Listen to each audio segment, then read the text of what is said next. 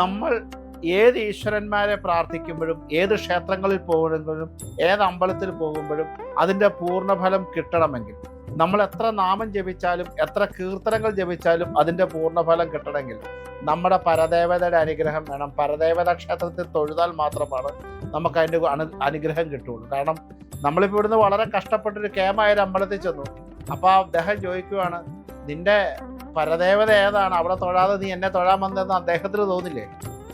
അതായത് വീട്ടുചോറൊന്നുണ്ടെങ്കിൽ വിരുന്ന് ചോറുള്ളെന്ന് പറയും. വീട്ടിൽ വിലയില്ലാത്തവർ നാട്ടിൽ വിലയില്ല. വീട്ടിലൊരു വിലയില്ലെന്ന് വെച്ചാൽ അവർ നാട്ടിലാരും മൈൻഡ് ചെയ്യില്ല.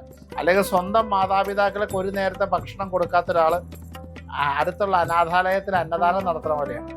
എന്താ കാരണം എന്ന് വെച്ചിട്ടുണ്ടെങ്കിൽ നമ്മുടെ സ്വന്തം നമ്മളെ പൊന്നുപോലെ മകൻ്റെ രീതിയിൽ നമ്മളെ മകളെ പോലെ അവരുടെ മടിത്തട്ടിൽ വളർത്തി നമുക്ക് വഴക്ക് പറയാവുന്ന, പിണങ്ങാവുന്ന, സ്നേഹിക്കാവുന്ന, എന്ത് പറഞ്ഞാലും കേൾക്കുന്ന നമ്മുടെ പരദേവത തൊഴുമ്പോൾ കിട്ടുന്ന ഫലം എന്ന് പറഞ്ഞാൽ അതിഗംഭീരമാണ്, അതികേമാണ്. അതിനപ്പുറത്തേക്കൊരു ഈശ്വര സങ്കല്പം.